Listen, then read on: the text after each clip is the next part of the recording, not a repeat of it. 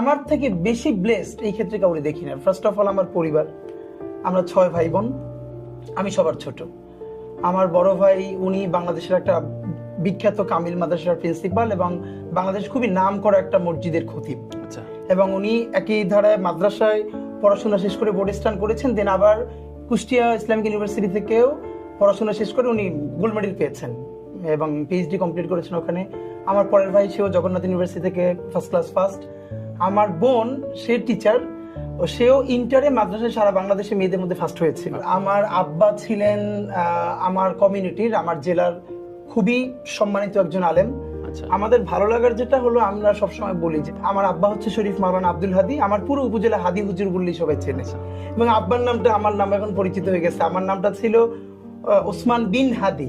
আচ্ছা। তো এই যে সবাই এখন হাদি বলেই আমাকে চেনে, মেনলি হাদি আমার আব্বার নাম। তো এটা আমার জন্য খুব আনন্দেরও। এই জন্য এমনি দেখবেন যে আমার যারা আগে চেনে আমার ফ্রেন্ডরা ওসমান নামে ডাকে, আর শেষে এখন লাস্ট নেম হিসাবে সবাই হাদি ডাকে।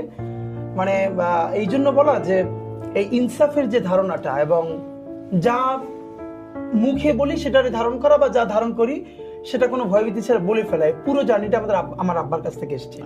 আমরা ভাই বোন অলমোস্ট সবাই এরকম একদম। মানে ইভেন আমার এটা অনেকে ওই যে আমাকে একবার বরিশালে একটা যখন আমি নাগরিক কমিটিতে ছিলাম এনসিপি হওয়ার আগে, তো বরিশালে একটা প্রোগ্রামে গিয়েছিলাম, আমাকে প্রায় 10 থেকে 12টা নাম্বার থেকে হুমকি দেওয়া হলো।